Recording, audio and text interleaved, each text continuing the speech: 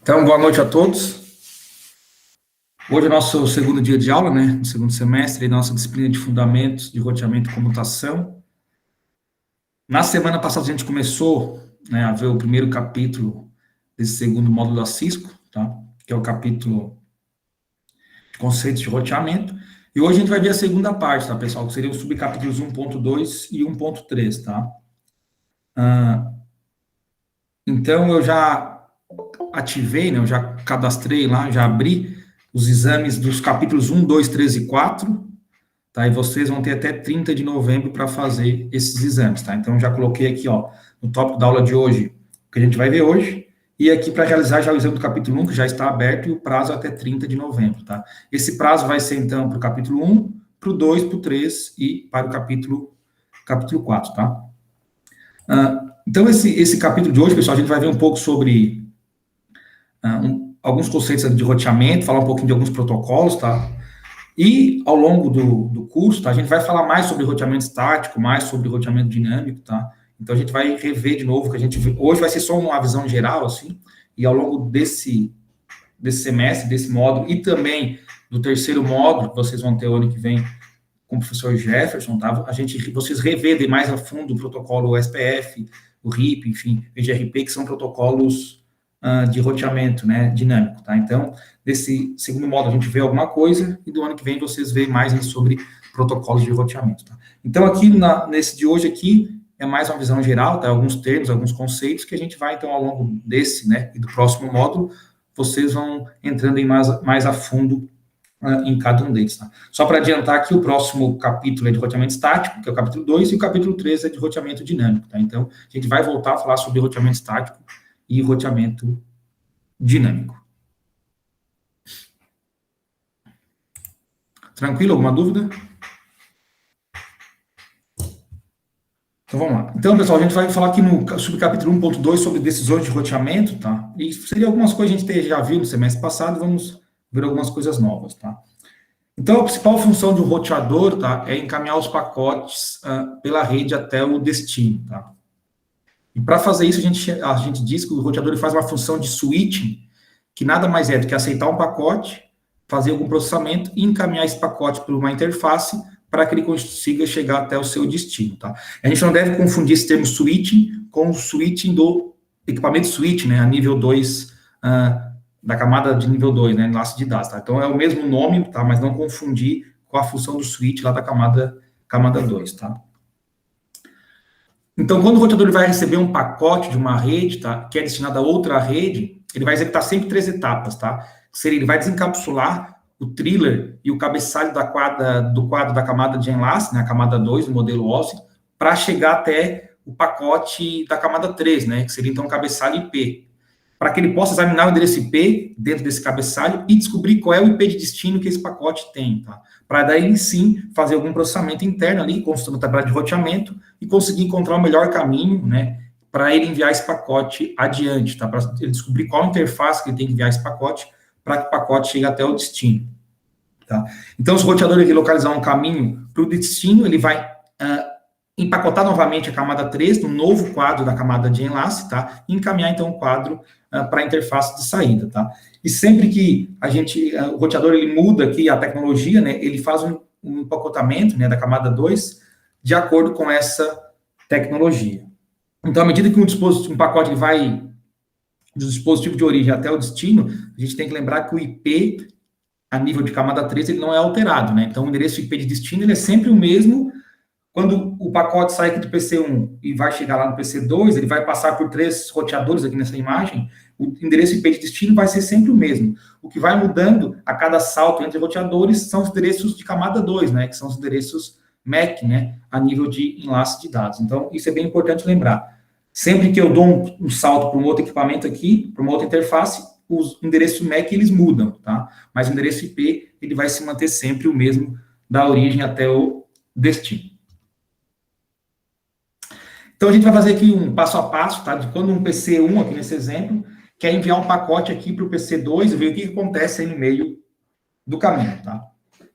Então, primeiramente, o PC, que ele vai enviar, então, um pacote para frente, né, para o PC2, e ele vai, primeiro de tudo, ele vai ter que determinar qual é o endereço IPv4 de destino, tá? E verificar se esse endereço IPv4 de destino está ou não na mesma rede. Quando está na mesma rede, ele vai manter o endereço MAC de destino através da cache ARP, né, ou usar uma solicitação ARP, que é um protocolo lá que faz o mapeamento de endereços MAC no endereço IP. E aí, simplesmente, ele ia mandar o pacote direto já para o computador, né, para o PC dentro da própria rede. Como nesse caso a gente quer mandar para uma rede distinta, né, uma rede externa, então ele tem que mandar esse pacote para o gateway padrão, né, que é o roteador aqui nesse caso, o R1. Então, sempre que uma máquina quer mandar um pacote para dentro da rede, ele não precisa conhecer o gateway, né, ele consegue mandar diretamente, ele só tem que descobrir o MAC através do protocolo ARP. Quando é para uma rede externa, ele precisa, então, descobrir, né, e ter, na verdade, configurado o gateway padrão para mandar esse pacote para o gateway. Então, para determinar o endereço MAC do gateway padrão, o PC1 também vai ter que examinar a sua tabela ARP para verificar se já tem essa correspondência. Caso contrário, ele vai ter que fazer uma solicitação ARP, tá, para encontrar, então, qual é o endereço MAC dessa interface do roteador R1, que é o gateway padrão. Quando ele obter esse endereço MAC, tá, então ele vai encaminhar o pacote para o R1. Chegando lá no R1, ele vai examinar o endereço MAC, tá, de destino para verificar se ele corresponde, né, ao endereço MAC da interface que recebeu o quadro, tá? E se isso for positivo, nesse caso aqui vai ser, né? Então ele vai copiar o quadro para o buffer e vai começar a processar esse pacote, né, esse quadro.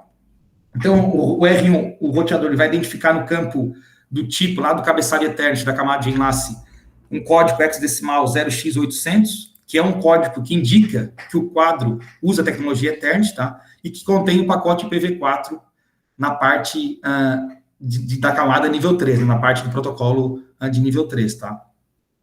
Então, ele vai desencapsular esse quadro Ethernet, que é o quadro nível 2, para chegar no endereço IP que está lá na camada 3, né, no cabeçalho IP. Fazendo isso, então, ele vai descobrir, né, ele vai verificar que o IP de destino do pacote é 192.168.4.10, tá? E, nesse caso, não corresponde a nenhuma das redes que está diretamente conectada ao roteador R1, tá? Então, ele sabe que ele tem que pesquisar na sua tabela de roteamento, para verificar para qual interface, né, qual rota ele tem que seguir para que esse pacote chegue ao destino. E aqui na tabela de roteamento dele, ele verifica que tem uma rota para a rede 192.168.4.0, né, que é através aqui da interface Fast Ethernet 0/1, cujo endereço de próximo salto, que é o endereço da interface do roteador de destino, é 192.168.2.2. Então, ele encontra aqui uma correspondência. E vai fazer o quê? Então, ele vai enviar esse pacote para o roteador R2 através dessa interface dele, que é F0, Fast Ethernet, desculpa, 0/1. Só que antes de fazer isso, ele tem que fazer o quê? Ele tem que empacotar novamente, né, o pacote num quadro Ethernet, para daí sim conseguir enviar esse pacote para frente, tá? E da mesma forma, ele precisa já ter o endereço MAC da interface do roteador R2. Caso ele não tenha, ele precisa, então, fazer uma solicitação ARP, descobrir esse endereço MAC, aí ele faz um novo empacotamento, né, a nível de enlace de dados, com esse endereço MAC, e manda o pacote para frente. Então, chegando lá no R2, tá, o processo é praticamente o mesmo ali do R1, tá? Então, ele vai receber, ele vai verificar que esse quadro realmente é para ele, já que o endereço de destino, o MAC de destino é exatamente o MAC da interface que recebeu esse pacote. Então, ele vai determinar aqui que o quadro, da mesma forma que lá no campo tipo tem o 0x800, que indica, então, que isso é um quadro que, na camada de rede, é um pacote lá IPv4, né? Vai desencapsular o quadro Ethernet, vai descobrir que o IP de destino também é uma rede remota, né, uma rede diferente, não é uma rede que está diretamente conectada a ele. Então, ele vai precisar, assim como o R1, pesquisar na sua tabela de roteamento qual interface, né, ou qual endereço de próximo salto ele tem que enviar esse pacote. Então, ele descobre que o endereço de próximo salto é o 192.168.3.2, que é dessa interface aqui do R3, tá? Que ele tem que enviar pela saída serial 0/0/0. Nesse caso aqui, pessoal, como essa conexão é uma conexão serial, tá? Então, ele não precisa resolver o endereço MAC, tá? Dessa interface de R3, tá? Porque a gente não usa, né, endereços MAC nas interfaces seriais. Então, no lugar do endereço MAC, na verdade, vai o endereço MAC, só que vai o endereço MAC de broadcast, né? Então, sempre que eu tenho uma interface serial, lá no campo que seria destinado ao endereço MAC, é colocado, então, o endereço de broadcast. Por que isso? Porque como é conexão serial ponto a ponto, tá? Eu tenho certeza que lá do outro lado é o destino que eu quero realmente alcançar, tá? Diferentemente da tecnologia Ethernet, que ela, a gente chama que ela tem de múltiplo acesso, né? Então, não necessariamente eu tenho a garantia que vai chegar onde eu quero. Já na conexão serial é ponta a ponta, literalmente é um fio, uma ponta que chega lá na outra ponta, no outro equipamento. Então, por isso que o endereço MAC é usado como broadcast. Aí ele vai, então, encapsular esse quadro, né, de acordo com a tecnologia serial, e vai enviar, então, para a interface 0/0/0. O R3, por sua vez, vai receber esse quadro PPP, né, que é do protocolo point-to-point, vai desencapsular esse quadro, vai procurar no pacote, ali, no cabeçalho, qual é o destino IPv4 de destino, tá? E vai verificar que, nesse caso agora, o endereço de destino desse pacote pertence, né, a uma rede que está diretamente conectada a ele, tá? Então, ele vai fazer o quê? Ele vai, por fim, então, enviar esse pacote para o PC de destino, tá? Nesse caso que seria o PC2, tá?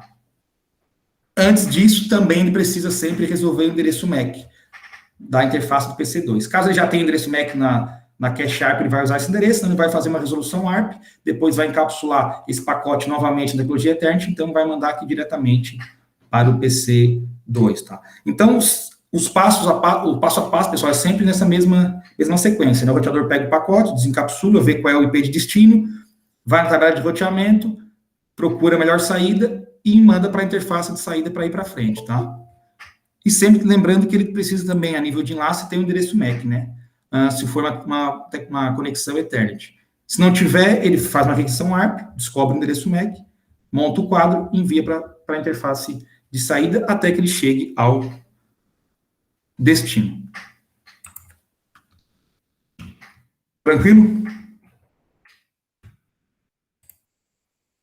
E aí, professor, boa noite. Boa noite. Agora, pessoal, falando um pouquinho sobre decisões de roteamento, então a principal função do roteador, claro, além de mandar o pacote até o seu destino, né, fazer com que o pacote chegue ao seu destino, é determinar também o melhor caminho, né, para que esse pacote siga. Então, o roteador sempre tenta mandar o pacote para uma interface ou para um caminho que, na visão dele, vai ser o mais rápido, né, vai ser o melhor caminho. Então, a tabela de roteamento vai buscar resultados em uma das três determinações de caminho. Então, numa tabela de roteamento, a gente pode ter uma rede diretamente conectada, tá? O que é isso? O próprio nome já diz, né? É quando o endereço IP de destino pertence a uma rede que está diretamente conectada ao roteador, ao equipamento, tá? Então, o pacote, ele vai ser enviado diretamente para a interface de saída e vai chegar, então, ao seu destino. Pode também ter uma rede remota, que daí quando o IP de destino pertence a uma rede que não está diretamente conectada ao roteador, então ele sabe que ele vai ter que mandar isso para um outro roteador, que por sua vez pode ou não estar diretamente conectado a essa rede, tá? E se estiver, ele vai entregar o pacote, caso contrário, ele vai enviando para outro roteador até que chegue ao destino. Ou nenhuma rota determinada, que é quando esse IP de destino não pertence a nenhuma rede conectada e também não tem nenhuma entrada na tabela de roteamento para uma rede remota, né? Então, nesse caso, o pacote é enviado para o gateway de último recurso. O gateway de último recurso, o que é? É quando o roteador ele não tem uma rede diretamente conectada e nem uma rede remota para esse IP de destino, ele envia, então, para uma interface que seria a última alternativa para ele conseguir entregar esse pacote, né? Então, normalmente, o roteador ele tem essa rota padrão, que seria assim, não tem nada específico para esse IP, para essa rede, então vou mandar para essa rota padrão, e quem sabe o próximo roteador tem algo mais específico, vai conseguir encaminhar esse pacote. Caso não tenha uma rota padrão configurada no roteador, e ele não tem uma rede diretamente conectada em uma rede remota, o pacote ele é descartado.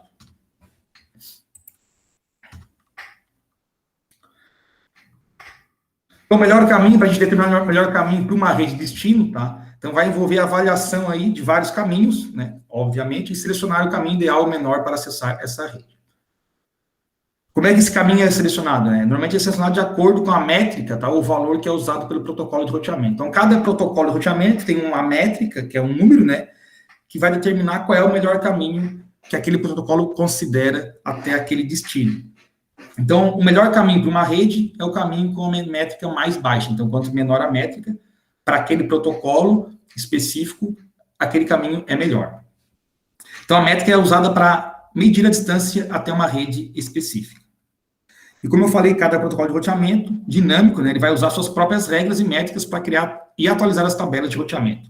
Por exemplo, o RIP, ele usa a contagem de saltos, o SPF, o custo da Cisco com base na largura de banda cumulativa da origem até o destino, e o EIGRP, ele usa a largura de banda, atraso, tá, em combinado, e também pode usar a carga e a confiabilidade.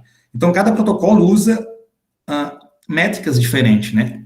E esse protocolo, pessoal, a gente vai ver mais, o RIP a gente vai ver nesse semestre, mais a fundo, e o SPF e o EIGRP vocês vão ver, né, no módulo 3, tá, no semestre que vem. Então, aqui, por exemplo, o RIP, ele faz o quê? Ele faz a contagem de salto. Então, para o RIP, se para eu chegar num destino aqui, PC1 até o PC3, passando por R1, R3 e R2 e R3, eu dou 2 saltos, né? Eu passo do R1 para o R2 é um, R2 para o R3 é outro salto. Se eu passar de R1 direto para R3, é apenas um salto. Então, para o RIP, não importa se o link aqui é bem mais lento que esses dois links aqui, tá? Para o RIP, o que importa é a contagem de saltos. Então, se eu vou pular 2 vezes, é que eu vou pular só uma. Para o RIP, o melhor caminho é aquele que é só um salto. É aquele que pula somente uma vez, tá? De novo, independente da velocidade do link. Então, já fica meio óbvio que atualmente, nas redes grandes, né, o RIP quase não é utilizado, tá? Por quê? Porque não é porque eu vou ter um salto a menos que eu vou ter um caminho melhor, né? Se aquela link é um link bem mais lento, com a tecnologia bem mais antiga, tá? Já o SPF aqui, o EGRP, vocês vão ver depois ao longo do curso, como eu falei também semestre que vem, que eles são bem mais otimizados, né? Tem melhor desempenho para envio aí dos pacotes. Outra coisa, balanceamento de carga. Então, se o roteador tem 2 ou mais caminhos com métricas idênticas, né? Ou seja, seria o mesmo custo para chegar até o destino, ele pode encaminhar, então, os pacotes usando ambos os caminhos igualmente. Então, ele vai fazer o balanceamento de carga, uma vez que se ele mandar por um caminho aqui ou por outro, o custo é o mesmo, então ele pode fazer esse balanceamento até para otimizar aí a rede, né? Com o envio dos pacotes pela rede. O EGRP, por exemplo, ele suporta também balanceamento de carga de custo desigual. O que quer dizer isso aqui? Que mesmo que os caminhos tenham custos, né, ou tenham pesos diferentes, e a gente consegue, ainda assim, no EGRP, configurar um balanceamento dessa forma, tá? Outra coisa importante é a distância administrativa. O que é a distância administrativa? Um roteador, pessoal, normalmente tem mais de um protocolo, tá, configurado. Ele pode ter o RIP, o SPF, o EGRP, enfim. Então, como ele pode ter vários protocolos, e também as rotas estáticas, né, que a gente configura manualmente, então, é possível que na tabela de roteamento ele tenha mais de uma entrada, né, mais de uma origem de rota para chegar à mesma rede de destino. Então, eu quero chegar lá na rede 192.168.10.10, eu posso ter 3 entradas na tabela de roteamento, cada uma para um protocolo diferente, né? Todas vão levar para o mesmo lugar, só que são protocolos diferentes, e foram calculadas de forma diferente. Então, como é que o roteador ele escolhe qual dessas ele vai utilizar? Através da distância administrativa. Então, essa distância administrativa aqui são números fixos, tá? Que quando eu tenho uma rede diretamente conectada, meu custo é 0, então é a melhor opção. Quando é uma rota estática que a gente configura manualmente, é 1. Aqui um outro exemplo aqui, o IGRP é 100, o SPF é 110, o RIP é 120, tá? Então, quanto menor a distância administrativa, mais confiável é a rota. Então, o roteador ele sempre vai pegar, dentre as opções disponíveis, aquela cuja distância administrativa é menor e vai escolher essa entrada na tabela de roteamento, então, para enviar o pacote, tá? Então, de novo, vai ter normalmente mais de uma rota para o mesmo destino, tá? Porque existem mais de um protocolo funcionando ao mesmo tempo. Então, o roteador vai pegar daquelas existentes a que tem a menor distância administrativa. Então, isso é importante ficar bem claro. A métrica, cada protocolo utiliza para os vários caminhos que ele tem até chegar ao destino, para escolher qual seria o melhor caminho, né, dentro do próprio protocolo. Então, o protocolo utiliza a métrica para descobrir, entre as opções disponíveis, qual é o melhor caminho até chegar ao destino. Isso é a métrica, tá? A distância administrativa é o roteador que, dentre as várias opções de destino que ele tem entre os vários protocolos, é o que ele vai utilizar, então, aquele que tem a menor distância administrativa, e, como eu falei, essa distância é um número fixo, que é essa tabelinha aqui, tá? Tranquilo?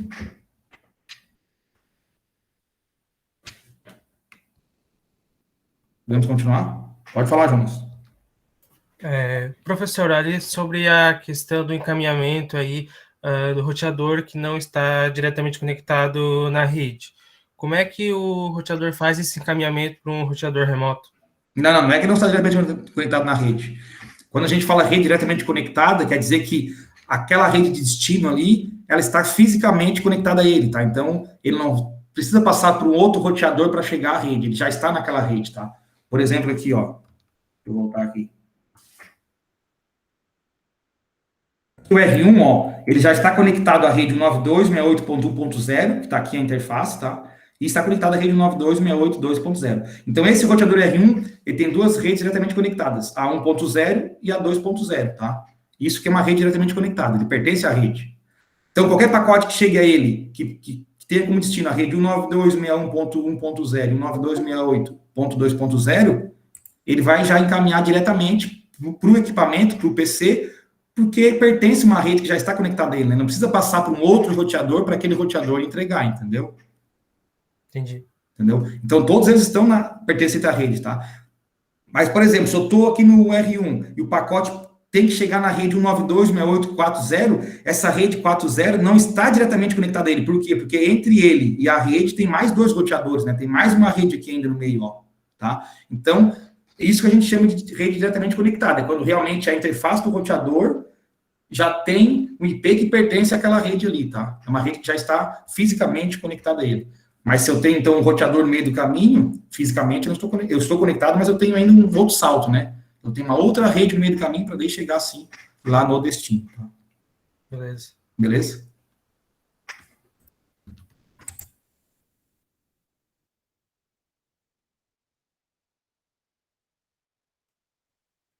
Aqui, pessoal, na parte 1.3, a gente vai ver algumas operações do roteador. Tá? Como eu falei, a gente vai falar um pouco de tabela de roteamento, alguns itens ali que aparecem na tabela de roteamento, tá? E nos próximos capítulos a gente vai ver isso novamente. Como eu falei, a gente vai falar de roteamento estático, vai falar de dinâmico.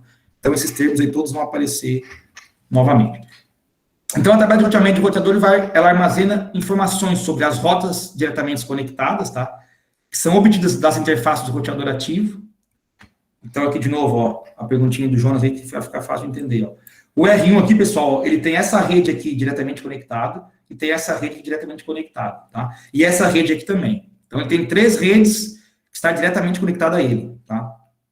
Eu já vou adiantar que quando a gente tem isso aqui, automaticamente essas redes aqui já são colocadas na tabela de roteamento, tá? De forma automática pelo sistema operacional, sem que a gente tenha que fazer nada.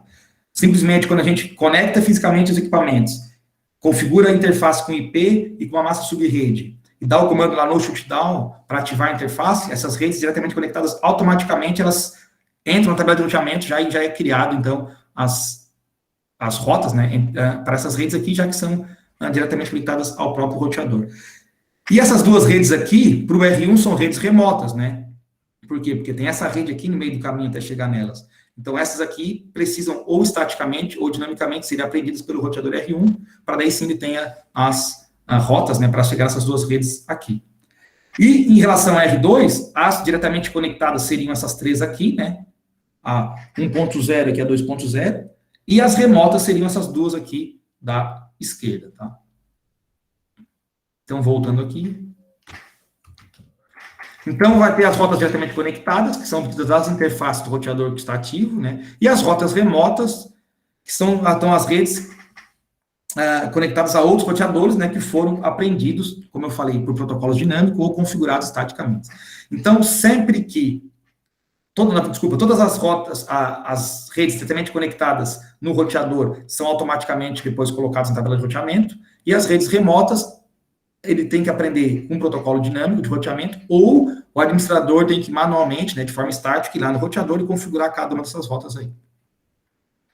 Então, a tabela de roteamento é um arquivo na RAM, que é usado para armazenar informações sobre as redes diretamente conectadas e as redes remotas, e ela contém associações do próximo salto para a rede remota.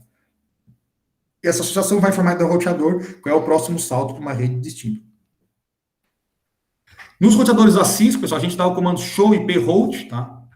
Esse comandinho aqui, show IP hold, para exibir, né, para a gente visualizar a tabela de roteamento para o IP V4. E algumas informações adicionais da rota são fornecidas na tabela de roteamento, como, por exemplo, como a rota foi aprendida, quanto tempo a rota estava na tabela e qual a interface de saída que o roteador tem que utilizar para enviar o pacote até que ele alcance o destino. E as origens das rotas, pessoal, vocês vão ver quando vocês forem dar esse comando lá em qualquer roteador, tá, da Cisco, que tem várias letras, tá, que indicam, então, qual é a origem da rota, como é que ela foi aprendida, tá? Aqui a gente vai ver só algumas delas, tá, mas vocês vão ver que tem bastante lá. Letra L é uma interface de rota local. C, interfaces diretamente conectadas, que pertencem, né, às redes diretamente conectadas. S, rota estática. A D, quando ele aprendeu através do protocolo dinâmico EGRP. E a O, quando ele aprendeu através do protocolo OSPF, tá? Então, quando a gente olha uma tabela de roteamento, a gente tem que saber visualizar e interpretar o conteúdo, né, tanto da tabela IPv4 quanto a IPv6, tá? Então, nessa figurinha aqui da esquerda, ó, a gente vai ter uma rota, os detalhes, né, para uma rota para a rede remota 10.1.1.0, tá? Então, a gente vai ver o que é cada uma delas aqui. Então, aqui seria uma entrada da tabela de roteamento do R1, tá? Então, a linha da tabela de roteamento é uma linha, normalmente é assim, tá? Claro que dependendo de como ela é configurada, tem algumas diferenças, tá? Mas, de forma geral, é assim. Então, a primeira letrinha lá vai indicar como a rota foi reconhecida, né? Ou foi aprendida. Então, qual o protocolo que foi utilizado para aprender essa rota, ou se foi feito, configurado de forma estática, né? Daí, se for um Szinho aqui é de forma estática. Como é uma D, a gente viu aqui anteriormente que a letra D é do protocolo EIGRP, né? Se fosse a O, que seria o SPF, tá? São normalmente os mais utilizados. O próximo aqui, 10.1.1.0/24, identifica a rede de destino. Então, essa rota aqui, eu sei que quando eu utilizar essa rota, é para chegar na rede 10.1.1.0, tá? Então, se o R1 recebe um pacote que o IP pertence a essa rede, ele vai utilizar essa entrada da tabela de roteamento aqui, essa rota, para que o pacote futuramente chegue ao seu destino, tá? O outro aqui, distância administrativa, que é o primeiro númerozinho que está em laranja aqui entre os colchetes, 90. Então, é a confiança na rede, né? Lembrando, quanto menor a distância administrativa entre as rotas que levam para o mesmo caminho, eu sempre vou escolher aquela com a menor distância administrativa. E o do ladinho aqui, depois da barra, é a métrica, né? Que é o valor, então, que o protocolo utiliza para calcular, né? Para alcançar a rede remota. E quanto menor esse valor, para o protocolo em questão, a rota tem um menor custo, né? Uma rota melhor. Depois tem outro endereço aqui, que é o de próximo salto, nesse caso é 209.165.200.226, que é o endereço IPv4 da interface do roteador que eu vou enviar o pacote, tá? Então, quando eu usar essa entrada da tabela de roteamento aqui, eu vou enviar o pacote para o roteador, e o IP do roteador de destino é esse cara aqui, tá? O outro aqui, a outra informação é o tempo, né? Que é o registro de data e hora, que é quanto tempo faz já que desde que a rota foi aprendida. E o último aqui é a interface de saída, né? Que é a interface, então, que o roteador encaminha o pacote. Então, essa interface serial 0/0/0 é a interface do roteador R1 que vai ser a escolhida para enviar o pacote, tá? E esse IP aqui que a gente tem antes é o IP do roteador R2 que vai receber o pacote. Então, às vezes o pessoal se confunde o que é esse IP aqui, o que é essa interface. Então, sempre na entrada da tabela de roteamento, a interface é a interface do roteador aqui atual, né, que contém essa rota, e é a interface que ele vai, então, enviar o pacote. E esse IP é o IP lá do outro roteador que vai receber esse pacote, que é o que a gente chama de endereço de próximo salto. Então, quando a gente pega um roteador do zero, vamos dizer que a gente não configurou nada, tá? Então, quando a gente faz, ele não vai ter nenhuma interface configurada, não vai ter nada configurado nele. Então, se a gente for usar o comando para verificar a tabela de roteamento, o show IP route, tá?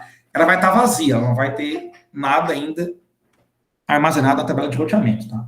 Estou só mostrando aqui, pessoal, depois quando vocês forem fazer qualquer atividade prática no roteador, dê o comando lá, show IP route, tá? No modo de configuração global. Vocês vão ver que a tabela vai estar vazia, né? Se não tiver nenhuma rota. E aqui tem todas as letrinhas, ó, L, C, S de estática, R de RIP, N mobile, B de BGP, então tem várias letras de vários protocolos, tá? Que são utilizados aqui e que aparecem na tabela de roteamento. Mas normalmente vai aparecer o D do EGRP, o do SPF, o C e o L, né? O S de estático, o R do RIP também é um pouco difícil, tá? Então são os mais utilizados, mas tem outras aí, tá? Então, antes do estado da interface ser considerado ativo, a gente precisa fazer o quê? Isso já falei anteriormente, né? Configurar, né, o endereço IPv4 ou IPv6 válido da interface, que é o IP, né, e no IPv4 a máscara de subrede, no IPv6 é o IPv6 e o prefixo, e ativar a interface com o comando no shutdown, tá? E receber algum sinal, né, de outro dispositivo, como roteador, switch ou host. Quando eu faço isso, então, por exemplo, eu tenho aqui o roteador R1, conectei aqui um cabo no outro roteador, configurei a interface, dei o no shutdown, então, quando eu ativo essa interface, ela está fisicamente ativa, essa rede diretamente conectada, ela automaticamente vai ser criada na tabela de roteamento, então, uma entrada para ela, né? Que seria, então, ali as letrinhas C de rede diretamente conectada.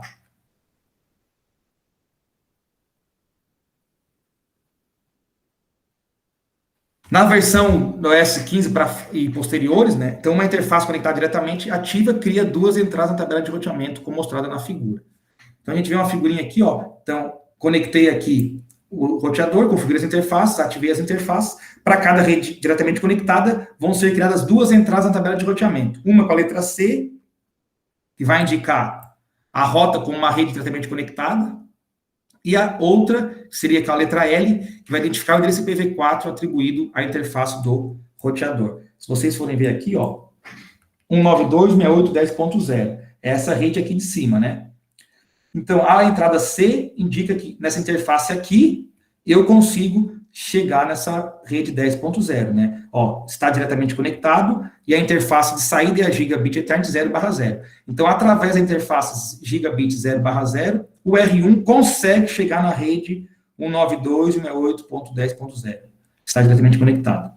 E esse Lzinho aqui, que na verdade ele é? Ele é o endereço IP dessa interface aqui, tá? Então, 92.168.10.1, aqui, /32, tá? Para indicar, então, que é o endereço IP aqui dessa interface. Para que é utilizada essa entrada aqui, pessoal? É para o roteador ele processar mais rapidamente os pacotes que estão destinados a essa interface aqui, tá? Por isso que tem aqui esse endereço IP também como uma entrada aqui da tabela de roteamento, tá? Então, o roteador foi configurado inicialmente, conectado às redes ali, então as redes que estão conectadas diretamente já aparecem depois aqui na tabela de roteamento como uma rede diretamente conectada, tá? Então, quando as interfaces são configuradas como endereço IP apropriado, e a massa subrede, como eu falei anteriormente, e ativadas no comando no shutdown, elas vão ser adicionadas, então, automaticamente na tabela de roteamento, como a gente pode ver nessa figurinha aqui, tá? Então, esse roteador, como ele tem 3 redes diretamente conectadas, aqui na tabela de roteamento, deveria, pelo menos, né, aparecer aqui as 3 entradas na tabela, né? Como eu falei, são 2, porque uma indica o IP da interface, né? Mas então a gente tem aqui a rota 192.168.10.0, através da giga 00, tem a rota para a rede 192.168.11.0, que é essa aqui de baixo, através da giga 0/1, e temos uma outra rota, né, de uma rede diretamente conectada, 209.165.200.224, né, através da serial 000, que é essa aqui com o roteador R2. Então, como eu falei anteriormente, para 3 redes diretamente conectadas, que estão corretamente configuradas suas interfaces, aparecerão aqui as 3 entradas na tabela de roteamento, para a gente conseguir, então, alcançar essas 3 redes aqui, tá? E à medida que a gente vai, então, colocando, né, ou adicionando novas interfaces, configurando, a tabela vai, então, automaticamente adicionando essas entradas ali, né, nas que já existem, tá? Aqui um exemplo, então, com o IPv6, tá, pessoal? É bem semelhante, só que ao invés de ser IPv4, é IPv6, né? Então, o comando, ao invés de ser show IP route, é show IPv6 route, para verificar a tabela de roteamento do IPv6. Da mesma forma, quando a letra C tiver uma entrada da letra C, vai indicar uma rota diretamente conectada, e a letra L vai indicar ali uma rota local, que nada mais é do que o IPv6 da interface, né? A diferença é que no IPv4 a gente tem um /32, e no IPv6 a gente tem um /128.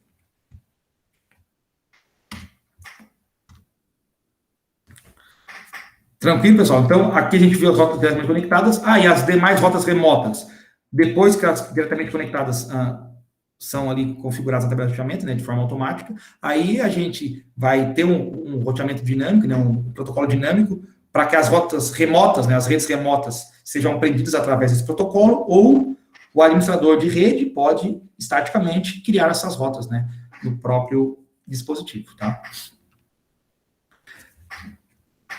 Então, Então, a gente terminando aqui esse capítulo, falando sobre rotas estáticas. Então, após a configuração de interfaces diretamente conectadas e sua adição à tabela de roteamento, a gente tem que usar o roteamento estático ou dinâmico para configurar o resto das rotas, né? Porque alcançar aquilo que está diretamente conectado é fácil, né? A gente quer alcançar aquilo que está lá longe, né? Então, para isso, a gente tem que usar o roteamento dinâmico ou o roteamento estático. E as rotas estáticas, então, elas são configuradas manualmente e vão definir um caminho explícito entre dois dispositivos de rede. Tá? Então, por exemplo, eu quero chegar na rede tal, eu vou lá e manualmente digo que para chegar na rede 210.50.10.30, o roteador tem que enviar o pacote por tal interface. Tá? Então, manualmente, a gente configura isso lá no roteador. E nesse caso, se a topologia da rede for alterada, né, as rotas estáticas devem ser configuradas manualmente. Tá? Então, isso fica um pouco óbvio, né? Porque se eu manualmente vou lá e digo para chegar em tal lugar, tem que ir para essa interface. Se esse lugar muda, ou se IP muda, enfim, essa rede deixa de existir, ou tem um novo caminho, eu tenho que ir lá manualmente alterar isso, né? Quais as vantagens das rotas estáticas, tá? Tem mais segurança e eficiência de recurso, né? Porque tem menos uso de CPU, largura de banda, tá? Uma vez que é algo que não tem que processar, né? É simplesmente tu tem a rota ali, tu vai seguir ela e deu, né? Então, ela exige menos recurso do que um roteamento dinâmico, né? Com certeza. Só como a gente falou, não dá para usar somente rota estática em redes grandes, né? Seria impossível. Então, na verdade, no mundo real, na prática, a gente usa a rota estática para algumas coisas específicas que fazem sentido e tem um melhor desempenho do que o roteamento dinâmico, e para todas as outras a gente vai usar algum protocolo, né? Ou mais de um protocolo dinâmico. Existem dois tipos principais de rotas estáticas na tabela de roteamento, que é a rota estática para uma rede específica, que é o que eu expliquei anteriormente, eu vou criar uma rota para uma rede tal, e a rota estática padrão. Como é que configura uma rota IPv4 estática? Tá? A gente vai ver mais sobre roteamento estático, como eu falei no próximo capítulo, tá? Mas aqui adiantando, é o comando IP route, endereço de rede, máscara de subrede, e depois eu vou informar o endereço de próximo salto ou a interface de saída que o roteador vai utilizar para enviar esse pacote, tá? Então, IP route, por exemplo, aqui, IP route 92.68.10.10.255.255.255.0, aí eu escolho interface giga 0/0, tá? Ou o IP de próximo salto. E lá na tabela de roteamento, a rota estática, ela aparece sempre com uma letrinha S. Então, quando vocês visualizarem uma tabela de roteamento, onde tem a letrinha S, vocês sabem que aquilo foi manualmente configurado lá na tabela de roteamento. E a rota estática padrão, que é outro tipo, tá? Ela é semelhante a um gateway padrão, né? De um PC, por exemplo. Então, essa rota estática padrão, ela vai especificar o ponto de saída a ser utilizado quando a tabela de roteamento não estiver no caminho para a rede de destino. Então, aquilo que eu falei lá atrás do gateway de último recurso, o gateway de último recurso nada mais é do que a rota padrão que está sendo utilizada atualmente, tá? Então, a gente cria uma rota padrão para que, caso não tenha mais nada específico para aquele destino, a gente possa utilizar essa rota padrão como o último recurso para o roteador conseguir encaminhar o pacote para frente. O comando para criar também é IP route, que é para criar rotas, né? Só que daí no endereço IP e na máscara é tudo zero. Então, é 0.0.0.0, a máscara 0.0.0.0, passando a interface de saída ou o endereço de próximo salto.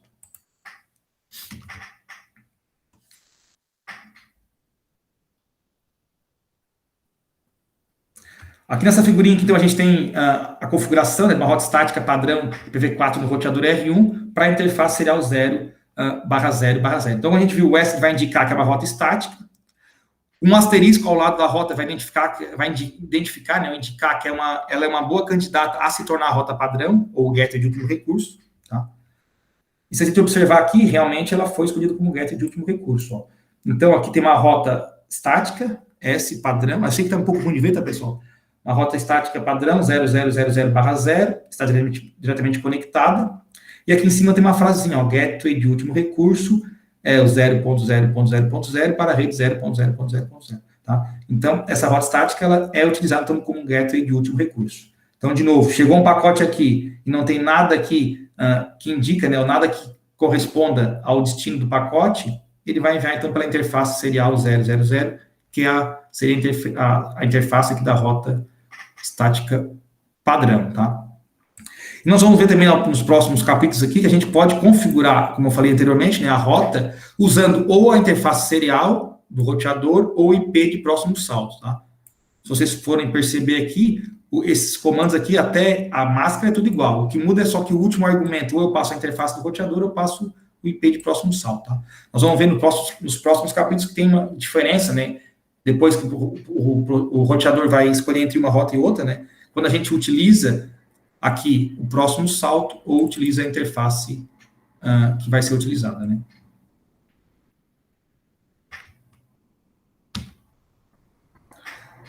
No IPv6, então, as rotas estáticas são semelhantes ao IPv4, de novo, com a diferença que daí é um endereço IPv6, né? Então, para criar uma rota estática padrão no IPv6, eu dou o comando IPv6, route, /0, passando aqui de novo a interface serial ou IP de próximo salto, tá? E para criar uma rota estática que não seja padrão, né, no IPv6, o comando é o mesmo, IPv6 route, passo o endereço IP, IPv6, da rede, né, o prefixo, e aqui, de novo, eu posso usar o endereço IPv6 de próximo salto, que é o IPv6 da interface do roteador que vai receber o pacote, ou a interface que o roteador vai utilizar para enviar o pacote.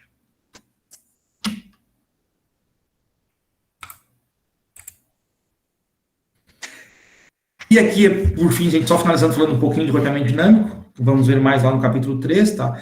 Então, os protocolos de roteamento dinâmico vão ser usados pelos roteadores para compartilhar informações sobre o alcance e status das redes remotas. Então, ao invés de a gente manualmente configurar as redes de forma estática, a gente vai configurar os protocolos de roteamento dinâmico, eles vão conversar entre si, vão trocar informações sobre a topologia da rede, tá?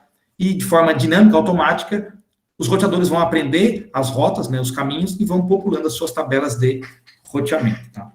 Então, os roteadores vão aprender automaticamente sobre rotas remotas com outros roteadores, e essas redes e o melhor caminho para cada um são adicionados à tabela de roteamento do roteador de forma automática. E os roteadores vão convergir, né, depois que completarem a troca e atualização de suas tabelas de roteamento. O que é convergir? Convergir é quando todos os roteadores da rede conhecem todos os caminhos possíveis da rede, tá? Então, todos eles têm conhecimento igual de todo o caminho de toda a topologia da rede. E aí, sim, eles vão manter, então, as redes em suas tabelas de roteamento, e sempre que altera alguma coisa, teve alguma mudança, eles vão trocar informações entre si de novo e vão atualizar as suas tabelas sem que precise haver alguma configuração manual, né, alguma intervenção manual. E finalizando aqui, então, uma das principais vantagens do protocolo de roteamento dinâmico sobre o roteamento estático, né, é determinar o melhor caminho se um caminho inicial se tornar inutilizável. Então, como eu falei, se teve alguma rota que deixou de ser utilizada, ou se teve uma nova adição de uma nova rede, uma nova rede na rede como um todo, né, o protocolo de roteamento dinâmico ele consegue, então, perceber isso e consegue atualizar a tabela. Não precisa lá manualmente alterar isso, né, adicionar ou retirar, enfim. Então, os protocolos de roteamento dinâmico eles podem se ajustar de acordo com a mudança, né, da topologia da rede, sem que tenha um envolvimento de algum gerente de rede, né? Algum administrador da rede. Os equipamentos da Cisco, né, os roteadores, são compatíveis com uma ampla variedade de protocolo dinâmico, tá? IPv4, entre eles, IGRP, o SPF, o ISS, o RIP, tá? Então, são aí os que mais são utilizados, que vocês vão ver mais no semestre que vem, são o IGRP e o SPF, tá? Vai ver um pouquinho também de ISS. E o RIP a gente já vê já nesse semestre aqui no capítulo 3, tá? E tem um comandinho que é o router, interrogação, tá? Que vocês podem dar lá no roteador para verificar a lista completa de protocolos que o roteador em questão suporta, né? Qual que ele consegue trabalhar. Bem, senhores, dúvidas? De novo, a gente vai ver no segundo capítulo roteamento estático, no 3, roteamento dinâmico. Então, a gente vai rever tudo isso aqui, a gente vai ver mais a fundo nos próximos capítulos, tá? Professor. Oi? Mas todo esse processo é de forma direta? O Cassiano, cortou, desculpa. Esses processos todos é só entre máquinas conectadas de forma direta? Tipo, o computador conectado via cabo ou wireless também? Não, tudo, tá? Isso é tudo. A tecnologia não importa, tá? A tecnologia não importa. E se eu pegasse, tipo, o notebook da minha casa, por exemplo, e levasse para uma empresa, né, onde eu trabalho? Ele teria que fazer todo esse processo também para reconhecer a daí, rede? não, porque daí tu vai levar para tua empresa, tu só vai ter que configurar o teu notebook lá com o IP daquela O empresa. roteador. Né? Aham. Só o IP daquela empresa. Então. Tá, mas aí para ele enviar a mensagem, enfim, para um outro IP de uma forma indireta, ele não vai precisar fazer todo o processo novamente de reconhecimento. Não entendi a tua pergunta. Eu não sou bom. Eu quero saber, pessoal, da tua casa está numa rede, tá? Sim. Quando tu manda a informação da tua casa para mim aqui, tu vai usar o IP de origem, vai usar o IP da tua casa que o teu servidor de internet te dá, tá? Quando ele sai. Quando vai para uma outra rede, tá em outra rede. Daí já é o equipamento tá em outra rede, já tem outro IP, já é outra identificação, tá? Sim, mas ele precisa configurar tudo isso de novo. Não, tu só vai ter que configurar na tua máquina o IP da rede que tu está agora. Por exemplo, a tua aí é um 92.68.10.10. Tu vai para um outro lugar que é um 92.68.50.50. Tu só vai configurar isso lá, tá? Só o IP e a máscara de subrede e o getter padrão lá, tá? Aí, quando ele for mandar essa mensagem para tua casa, por exemplo, ele não vai precisar fazer nenhuma alteração. Porque daí tu vai mandar para minha casa, ele vai seguir um outro caminho, provavelmente, mas daí o meio da rede não muda, tá? A configuração entre os roteadores aqui não vai mudar. Porque só está mudando de rede, tá? O que eu falei que muda a configuração dos roteadores aqui, ó. Vamos pegar essa aqui. Cadê? Vou voltar aqui. Tem mais do que uma aqui, tem só uma, né? Aqui, ó. Por exemplo, aqui, ó. Aqui, não, tem só dois também. É ali mesmo. Aqui tem três, ó. Roteamento dinâmico, isso aqui vamos conversar aqui, por exemplo, automaticamente vão ter as tabelas aqui. Se por acaso aqui no meio eu crio e coloco mais um roteador, tá? Daí aumentou mais uma rede aqui. Aí isso aqui, dinamicamente, os protocolos vão se conversar e todos eles vão aprender sobre esse novo roteador no meio do caminho e vão aprender isso, tá? Ou de forma estática, tu tem que ir lá configurar. Agora, quando tu muda aqui só as pontas, que são só os rostos aqui, só tem que configurar o rosto de acordo com o IP daquela rede, tá? O resto aqui não vai saber que tu tá aqui ou não, tá? Entendeu? Tá, entendi. Não, porque isso que a gente está falando é aqui, ó, é entre os roteadores, né? Tá, então não importa para onde eu vá, a distância que eu percorra, eu só vou mudar o primeiro aqui, que foi onde eu mudei fisicamente de endereço, né? Então daí eu só vou conectar e configurar o roteador da onde eu tô, do ponto de origem. Mas o resto vai continuar tudo igual daí. Se tu pega o teu PC e sai da tua casa, vai lá para o FC, lá no FC vai te logar na nossa rede com o IP lá do FC, né? Uhum. E quando tu manda uma informação para a internet, tu vai estar saindo com o IP público que é do IFC. Não é o mesmo IP da tua casa, tá? É um outro IP. Mas tu vai usar normalmente, como se estivesse na tua casa, enfim. E não precisa mudar nada de configuração lá no meio do caminho, tá? Porque assim, Cassiano, ó, a gente usa NAT, né? Vocês vão aprender assim, vão aprender. O NAT, ele pega os endereços privados da rede local e transforma na rede num endereço público, tá? Então, qualquer endereço que sai da DFC, qualquer informação que sai do FC, ele vai utilizar um dos endereços públicos que a gente tem, independente de qual máquina interna enviou, tá? Então, para a internet, é o IP público lá do FC, não sabe qual máquina que é. Aí, quando chega no FC, que o roteador vai saber para qual máquina interna que ele se destina, tá? Mas para a internet externa, para a rede externa, é como se fosse tudo uma máquina só, entendeu? Uma rede local. Não sei se tu entendeu. Sim, entendi. Tá? Porque a gente usa NAT, né? Se fosse tudo endereço público, não seria assim, tá? Mas como a gente usa NAT, é assim. Se fosse o mundo perfeito, né, professor? Se fosse o mundo perfeito, mas não é. Pessoal, como eu falei, por isso que a gente vai ver, né, ao longo do curso, que a gente vai para algumas coisas, e na maioria vai ser roteamento dinâmico por isso, né? Porque a rede, ela querendo ou não, o miolo da rede, né? O núcleo da rede, ele muda bastante, né? Entre os ISPs ali, entre os roteadores, né? Entre as empresas que fazem todo o roteamento da internet. Então, com o roteamento dinâmico, isso se torna mais fácil de gerenciar do que, imagina, cada mudancinha, cada link que cai, você tem que ir lá e trocar estaticamente o IP, que agora é um outro IP, é um outro equipamento, uma outra interface. Então, seria algo bem complicado, né? Mas, o professor, o roteador, ele tem que aprender a tabela de novo, né? Digamos assim, que eu fui numa rede que ele nunca entrou por determinada rota e eu fui lá e entrei nessa rota, né? Ele aprende a tabela de roteamento de novo, o melhor caminho ou não? Se tu no Dynamics, se tu adiciona uma rota nova, por exemplo, eles vão trocar informação entre si e vão atualizar a tabela de roteamento, tá? Vão atualizar. Então, por exemplo, eu tinha uma rota de A até B, era uma rota específica. rota X. Agora foi criado um novo equipamento adicionado e tem uma rota Y. E essa rota Y fica melhor, vamos dizer assim, né? Fica mais rápida. Eles vão se comunicar, eles vão convergir novamente, vão atualizar as tabelas de roteamento e vão começar a utilizar essa outra rota, tá? Então, sempre que muda a topologia, entra algo novo ou sai, né? Porque estragou, porque tiraram, a tabela é atualizada, ela é modificada. Se fosse tudo estático, só mudaria se alguém fosse lá e mudasse, né? Mas tu imagina mudar isso em todos os roteadores, sei lá, uma rede grande, uma grande empresa, enfim. Seria bem complicado, né? Por isso que se usa o dinâmico. Respondido? Respondido, professor.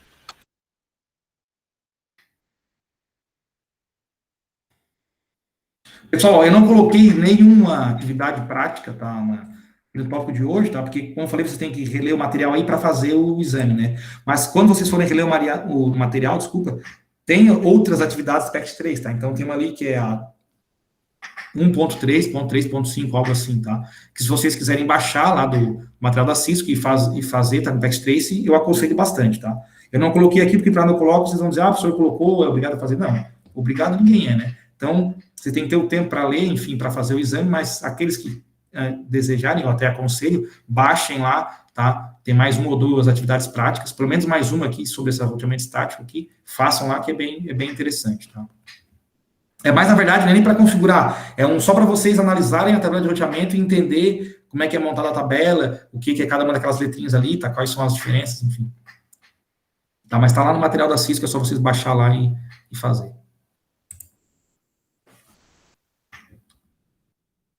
Alguma dúvida aí, pessoal? Eu tenho só mais uma dúvida. Ô, professor, quando o professor disse que às vezes o salto pode ser mais rápido se tu fizer mais 2 saltos do que um direto.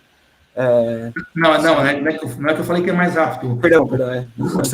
É que no RIP, que é um protocolo de roteamento dinâmico que já é mais antigo, que praticamente não se usa mais, tá, na prática, no início ele se usava porque somente só tinha ele, né? Depois foram criados outros melhores, né? No RIP, que é esse aqui, ó, que aqui é o RIP, contagem de saltos, ele não leva em consideração a velocidade do link, tá? Ele só leva em consideração a quantidade de saltos. Então, se aqui nessa rede, ó, a gente tivesse somente o RIP instalado nos roteadores, sempre o pacote ia sair do R1 e ia passar aqui para o R3, tá? Por quê? Porque aqui ele só dá um salto, né? Só tem um caminho aqui, né? Entre um roteador e outro tem só um salto. Ele nunca usaria esse caminho aqui, ó, passando por R2 e R3. Por quê? Porque aqui ele dá 2 saltos, né? Ele pula de R1 para o R2 e do R2 para o R3. Deu 2 pulos. E a distância maior, entre uma comunicação, uma distância maior, então ela pode ser mais lenta pelo tamanho da distância. Ser um intermediário, é isso? Não, no RIP ele não leva... Não, eu estou tentando explicar. No protocolo RIP, se aqui eu te disser que o dado trafega 1000 bits por segundo, e aqui eu te disser que trafega 1 bit por segundo, aqui é 1000 vezes mais rápido, né? Sim. Tá? Então, por RIP, ele vai escolher isso. Desculpa, ao contrário. Se por aqui vai 1000 bits por segundo, aqui vai só 1 por segundo, esse caminho aqui que leva 2 roteadores é 1000 vezes mais rápido. Mas o RIP Sim. não vai escolher, ele vai escolher esse aqui, porque para ele só importa quantos roteadores ele tem que passar para chegar no destino. Certo. Entendi. Depende disso para o RIP. Por isso que não é utilizado, né? Porque imagina, daí vai pegar um lugar que é 1000 vezes mais lento, só porque vai passar só por um roteador, ao invés de passar para o outro, que é muito mais rápido, só porque vai ter que passar 1 ou 2 vezes, entendeu? Enfim, em mais equipamentos, né? Então, o RIP, ele tem só esse... Ô, professor, mas na época que o RIP foi... Não sei se dá para dizer a palavra inventado, enfim... Não era porque, tipo, o processamento que eles tinham que se comunicar ali demorava muito também, então ele pulava onde estava mais, tipo, Sim, menos... Provavelmente, quando foi criado, foi por isso, né? Porque cada vez que entra no roteador, ele tem que calcular toda a tabela lá, né? Exato. Então, daí ele ia demorar mais do que pulando e cortando caminho, no caso, né? Sim, exatamente. E naquela época também, como as tecnologias não eram tão rápidas quanto hoje, né? Então... Realmente, tu passar por menos roteadores no meio do caminho, a tendência era tu ser mais rápido, né? Do que tu passar por um monte, cada um tem que abrir o cabeçalho, verificar para onde é que vai, escolher o caminho, né? Então, isso com certeza, né? Isso quando ele foi criado, né? Hoje já não faz mais sentido isso, tá? Mas, tanto porque hoje tem centenas, milhares de caminhos que um pacote pode seguir aí para chegar até o destino, né? Então, só o número de saltos não necessariamente é o melhor caminho, né? Por isso que foram criados esses outros. Mas sim, quando ele foi criado com esse propósito, né? E funcionou naquela época, né? Assim como tudo é criado, funciona na época. Futuramente pode ser que tenha que ser, fique obsoleto, né, enfim. Mas isso aí que tu falou, com certeza é isso, Cassiano. Esse pensamento faz sentido, né? Quanto menos eu pulo, mais rápido eu sou. Mas, como eu disse, hoje, como tem muita tecnologia, tem tecnologias aí de gigabit de 10 gigabits por segundo e outras fast ethernet que é 100 mega, então dá uma diferença gigantesca, né? Tu escolher uma de 100 mega só porque ela vai pular 1, 2 vezes menos, ou não escolher uma de gigabit que vai muito mais rápido, né? Então... Mas entenderam como é que o RIP funciona, né? Como é que ele pensa, né? É isso aí mesmo. Quanto menos ele saltar, ele considera que é melhor. Tá? Claro, uma rede pequena, se você quiser fazer uma rede com 1, 2 roteadores e 3 roteadores, poderia utilizar, né, para, enfim, uma rede doméstica, uma pequena empresa, então não teria por que não usar o RIP, por exemplo, ou até de forma estática. Mas para redes grandes, tá, grandes corporações, é usado o SPF ou IGRP. Mais perguntas?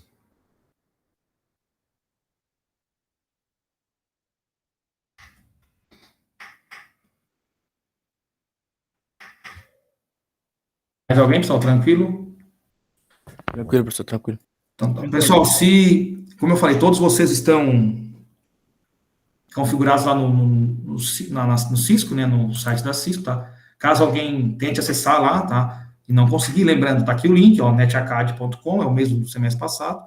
Entrem lá, verifiquem se tiver algum problema de acesso. Todos vocês já estão com os exames de 1 a 4 liberados, tá, para fazer. Então, mas, de novo, se alguém tiver algum problema, depois me avisem, tá? Professor, eu tenho uma pergunta, mas foge um pouquinho dessa parte. Um computador ou notebook, enfim, é possível alguma máquina dessas estarem conectadas via cabo e wireless também ou não? Se tiver, sim, pode ter no teu cabo, tu está conectado a uma rede cabeada, que é uma rede lá com IP tal, e no wireless tu está conectado a uma outra rede com outro IP, daí pode. Tá, mas eu digo simultaneamente, sabe? O Wi-Fi ativado e a internet via cabo também. Sim, acontece normal, aí quem define o gerenciamento que vai utilizar é a tua máquina. Ela faz o gerenciamento automático, ela vai utilizar o via cabo ou via Wi-Fi. Só que aí, a maior parte das máquinas, se eu não estou enganado, o professor me corrige, ele sempre dá preferência pelo cabo, né? Sim, porque o cabo ele tem conexão bem melhor, né, que o Wi-Fi, ele perde bem menos dados do que o Wi-Fi. Mas pode ser. Então sempre vai dar preferência para o cabo. A não ser que eu não sei se é uma forma manualmente tu dizer que tu quer Wi-Fi, tá? Isso eu desconheço, de repente, não sei se no Windows ou no Ubuntu tem alguma forma de tu dizer que tu quer o outro, mas na lógica sempre vai usar o cabo, porque... Tá, e daí, tipo assim, se eu pegasse o roteador de casa, por exemplo, e conectasse o cabo, mas eu ainda assim mantivesse o Wi-Fi ativo também, e vocês, exemplo, mandasse uma mensagem, não sei, ele ia vir para o meu notebook de que forma? O wireless ou a cabo? Aí você quer o gerenciamento, pô. Se tu tá daí conectado a cabo, tá conectado a cabo ou via Wi-Fi, independente, o teu computador vai decidir. O que é melhor para mim, para meu uso? Ele vai decidir que é o cabo, porque ele tem menos perca de dados e uma conexão com uma latência bem mais baixa, então ele vai utilizar o cabo. Mesmo que tu esteja conectado. Agora, por exemplo, se falhar o cabo, tipo, tu não vai perder a conexão porque tu não tá conectado via Wi-Fi, entendeu? O máximo que vai acontecer é perder alguns milissegundos, que é a transição do cabo pro Wi-Fi, e vai continuar utilizando, entendeu? Mas a questão de gerenciamento é o computador que faz, e sempre a preferência pelo cabo. Agora, professor, se eu não me engano, no Linux, dá para te fazer não uma preferência, mas é uma configuração para te utilizar em determinadas situações ou cabo ou Wi-Fi. Isso aí foi como eu desconheço, mas deve ter sim, tá? Nunca cheguei a fazer, a testar, mas acredito que tenha sim. Alguém queria falar? Eu acho que abriu ali, foi o Edmilson, não sei. Não? Não, foi acidental, professor. Tá. Mais alguém?